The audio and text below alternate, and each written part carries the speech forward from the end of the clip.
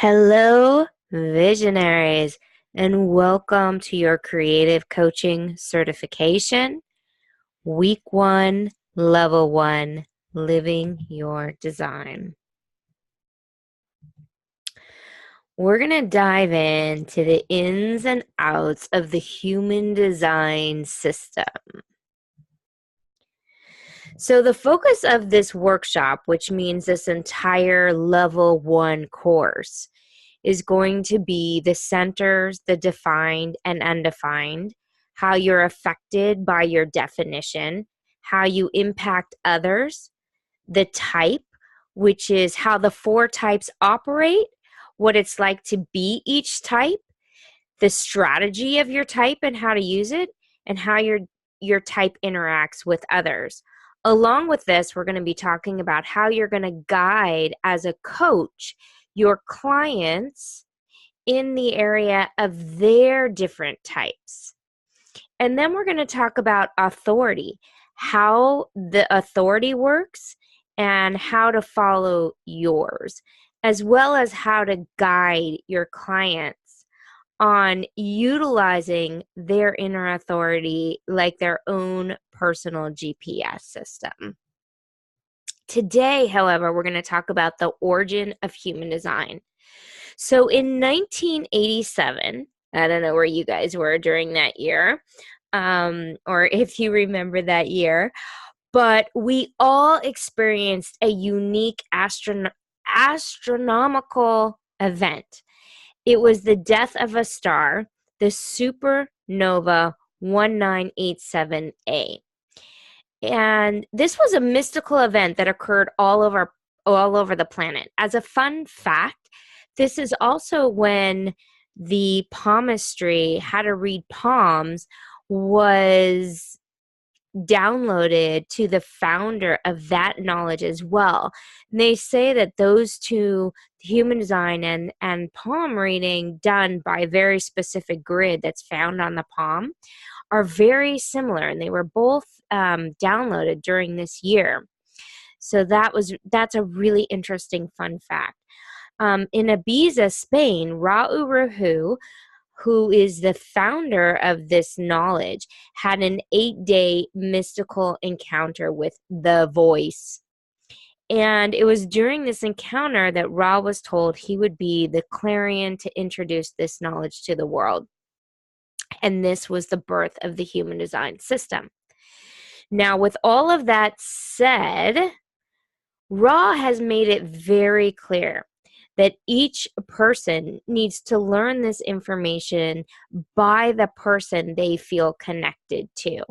And with that said, your clients are probably going to want this information delivered by you in your unique way, with your unique aura, and in your unique voice. And this was something that Ra stated very early on, and this was part of the original teachings that he brought forth. And all of the teachers that I've studied with, just so you know a little bit of the history where I'm coming from, all integrated this information and created something completely unique. This includes Richard Rudd, John Martin, and Karen Curry, only one of whom is actually working with the International Human Design School of today, where Ra Uru is no longer on the planet. He's now gutting from the multidimensional world. All right, so the human design system is a synthesis.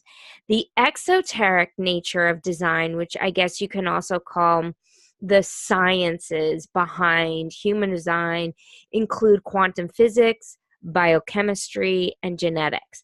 The esoteric, meaning the more mystical nature of design, brings in the elements of astrology, the Hindu chakra system, the Judaic Kabbalah, and the Chinese I Ching. So it really synthesizes all of these really complex studies and brings them down into a way that you can understand yourself, crack open who you truly are, and lead you into a life that feels very authentic. So the mutation from the seven-centered being to the nine-centered being happened around 1781. They say that the Homo sapien, the seven-centered being, was when the mind was in charge. And we needed this in order to evolve during that time. We needed to concentrate on thought, understand logics, understand philosophy, have deductive thinking, and really lean on the mental, the intellectual abilities of the human in order to drive us forward. But as we're moving into the Homo sapiens, which is the nine-centered being, or I'm sorry, as we moved into the nine-centered being, which has actually been quite a while now, 1781, we moved into the evolutionary stage of not needing the mind and not relying on it for our evolution. As a matter of fact, we're in the process of unraveling the mind and dropping into the vehicle intelligence, which is knowing beyond the mind. That next level of evolution, which is happening in 2027, the next stage that we're already moving into, the era of the individual, that is going to be more of a feeling, where the actual feeling, the solar plexus, is going to be the new intelligence of the human.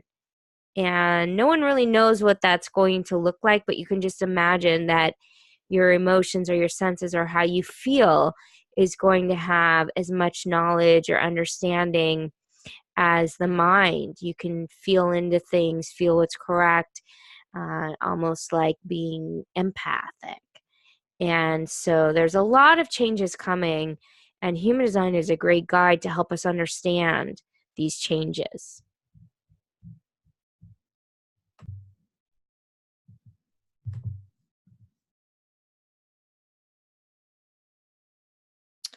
We're going to talk a little bit about the stars and the neutrinos. Both the stars and the neutrinos play a role in the human design system. So the neutrinos, the breath of stars, were something that were included in the information that Ra received in 1987. At that time, neutrinos were really important to the human design system. However, it was not proven in science yet because the scientific community did not have the microscopes or the technology to measure this material. It was proven, however, in 1993, the existence of this material at the time, due to the increases in technology and the atomic units of our universe. And so we were able to have the confirmation that Ra's download was accurate on neutrinos. And basically what you can think of them as masses that take on the form from the universe into our bodies. It's from the planets, the stars, the galaxy. They're moving across the universe, and they're actually floating in a vast, intelligent neutrino ocean. And so our bodies are bombarded by approximately 30 trillion neutrinos per square inch every second.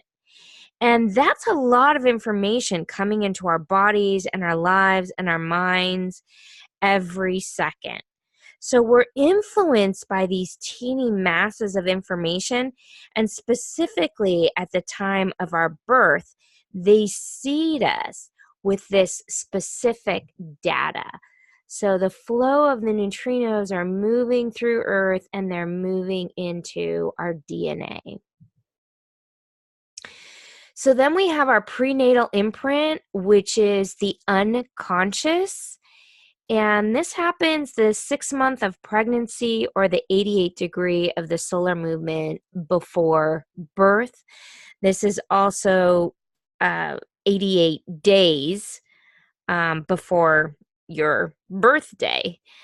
And that's where the design print comes from, the red in your chart.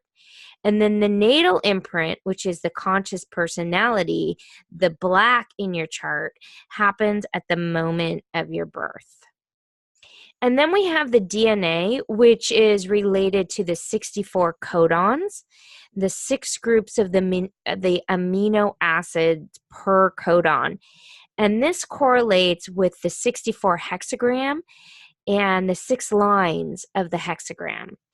So this to me is pretty powerful stuff as well. And this mathematical correlation between the I Ching and the DNA coded was first explored and discovered by a man named Harvey Biley. And his paper was The I Ching and the Genetic Code. And this was in 1973. They made this correlation between the 64 genetic codons, the 6 bases of the DNA structure, and the 64 hexagrams and the 6 lines in the I Ching. So basically, it's like this ancient mystery school knowledge is being read in the context of your chart. And it really assists us in understanding that unique genetic coding of each person. It's really fascinating stuff. How the science kind of mystically lines up. So the mandala and the astrological wheel is laid against the I Ching wheel. And so we have the planetary positions of the 64 hexagrams, and then we have the corresponding 64 gates of the body graph. And then here in the center is what human design calls the rave body graphs, which is the 9 centers, which correlates with the I Ching's and with the I Ching and the 64 gates.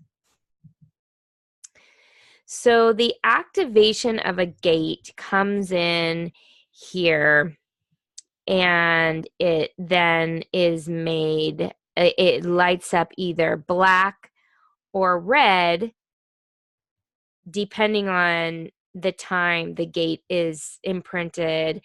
In the birth time, it'll be either black or red, but it'll then show up on the rave chart. So the gates then show up. And if 2 gates are connected, then you have what's called a channel. And when it's 1 gate, it's called a hanging gate. So in short, that is the rave mandala, which creates the rave chart in human design. So an example of the rave chart is that there are 64 activations in each body graph. So you have, this is 26 activations, which is the 13 unconscious and the 13, the unconscious is the red, and you'll have 13 unconscious activations and then 13 conscious activations, okay? So when it goes through the mandala, it then lights up a gate. The gate shows up here as red, or it shows up here as black. And then this creates the design part of your chart, and this creates the personality, which you can see here on the right and on the left. So the benefits of learning this system is that it really awakens us to our true self. And in general, whenever you're working with anyone, whatever creative coaching you do, whether you're a healer, whether you're a mystic, whether you're a teacher of different types of spiritual knowledge, whatever it is that you're bringing to the world, it's very important to be able to make distinctions between each person that you're working with. It helps them to understand their true self. this is true also in the business world. If you're working in corporate America or you're coaching in the business arena, it really helps to understand where someone's going to thrive and where they're going to really be struggling. So it gives us permission to be ourselves and have compassion for others.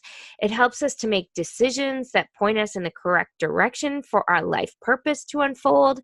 It lets us move in harmony with the flow of life. It lets us find our right place and attract the right people and the right opportunities. And it lets us operate in the correct frequency so our cognition works properly, and it lets us transform from our conditioning. So we have the true self versus the not self. The true self is the vital energy where you have consistent energy in the definition of your centers. And the not self is where you are white or undefined. And you can see how these two are juxtaposed here and where you might find that in your own chart. So you can see that in this picture, we're showing an undefined center and a defined center. And you can clearly see that in your chart or in somebody else's chart.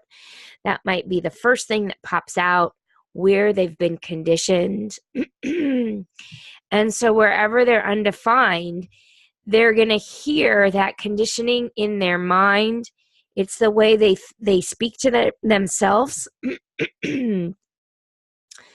So whatever the mind chatter is, it's often coming from an undefined center.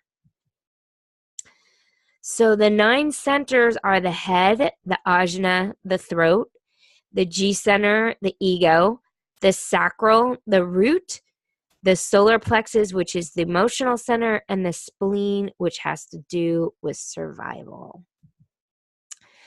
The crystals and the monopoles. So this is kind of an interesting concept that is not just, that you find not just in human design, but in other mystical school teachings and ancient spiritual teachings, is this notion of passenger consciousness. And this is how human design explains it. They say that your personality crystal,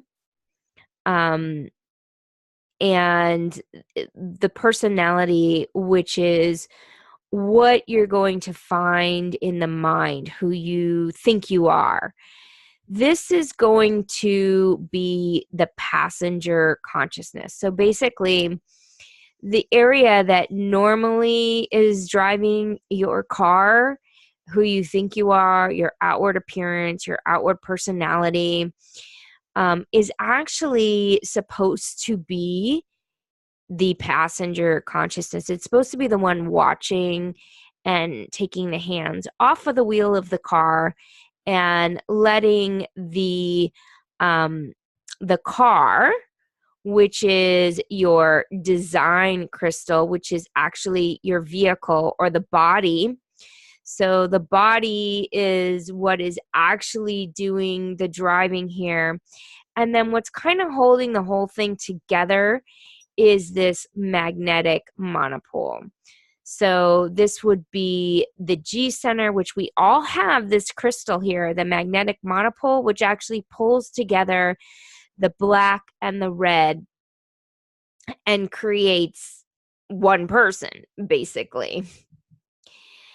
The dilemma is that the body is what they say in human design as your design is more who you are, and the personality crystal is more who you think you are. And this is a biverse. It's a forced marriage.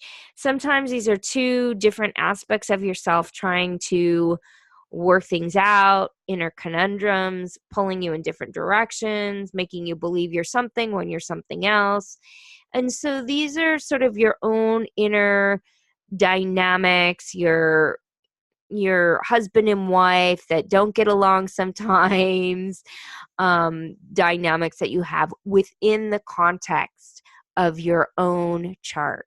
So each person's going to have different types of pulls, different types of inner conundrums, different types of dynamics that move in different directions. So the uniqueness, and again, this is the art of differentiation, and the uniqueness also is shown here when you look at the gate. So let's say 5 people have gate 41. However, this gate 41, it goes back through several other layers that creates an even deeper distinction. Okay, so if you have gate 41, that is going to be in a different line number, a different color, a different tone, and a different base than the next person. So each gate has 1,080 variations. So even if 2 people have the same channel or the same gate, you're going to have all of these variations on how that gate plays out in that person. So yes, you're talking about infinite complexity to this material. And yet, I also want you guys to know, as you're just beginning to dive into this information, there's also an infinite simplicity, an art of simplistic information, the art of delivering this to the average Joe, to someone who just needs to know the basics so they can live a more peaceful life. And those are the 2 things, talk about conundrum, that we're going to be really diving into in this course, is really about keeping it simple and then also keeping it as complex as you need it to for your own joy of crunching down the information and studying. However, just like life itself, sometimes the mind really needs the complexity, but your soul and your spirit know that the truth of the intel is in the simplicity. So the not self is living out a life based on what we are pulled towards, what we are attracted to, and what we are conditioned by, rather than living out what is our imprint from the stars, from, the astrological imprint, from the I Ching. Okay, so we're deeply conditioned by our openness because we're always chasing after what we cannot be. We can never feel that completeness. We can never feel that wholeness, and we can never feel good and love ourselves when we don't know who we are. And we can never have respect for ourselves because we don't know who we are. And so that's the confusion and the chaos that we see a lot of people in, is being driven out of their not self themes and their open centers. So when we're operating out of our strategy and our authority, which is putting the hands and the decision making back into the vehicle consciousness, putting it back into your body, and what happens is that our openness becomes this incredible source of wisdom and guidance, and what we call your superpower. And we use our minds to watch the way our not self works, to watch and contemplate and observe. And it takes us on a huge step forward into the development of our consciousness and our self-love, our self-actualization. And we can fulfill our purpose because our energy is not pulled away by trying to be what we are not. So our openness and our genes, the not self-conditioning force, let me start over on this one. The not self-conditioning forces, okay, are getting conditioned by our openness and our genes. The not self is also getting conditioned by people around us, by food, by sleeping with another person, by the transits, which basically means the cosmic stars, like your astrology, what's in alignment with the stars. That is called our transits, how things are moving through the system. the seven-centered strategic mind basically mean our past mind, thinking, forcing, logic. The way our mind has worked in the past is a deep part of the conditioning. And so we're in a process of birthing this new human, birthing our new self, and deconditioning from what we were taught in school, what we are learned from our parents, what we've learned from our parents, from the parenting, the parrot teachings, the TV, and everything that we've been trained is actually opposite to what our inner knowledge is really teaching us. And this I find also with all of my spiritual teachings. We begin to learn that the inner world is that place of peace, that place of witnessing, that place of love. It's so simple when we find it, and we can breathe into it, and we can allow that to guide our lives and open us to the mystical unfolding of our own beingness and our own consciousness.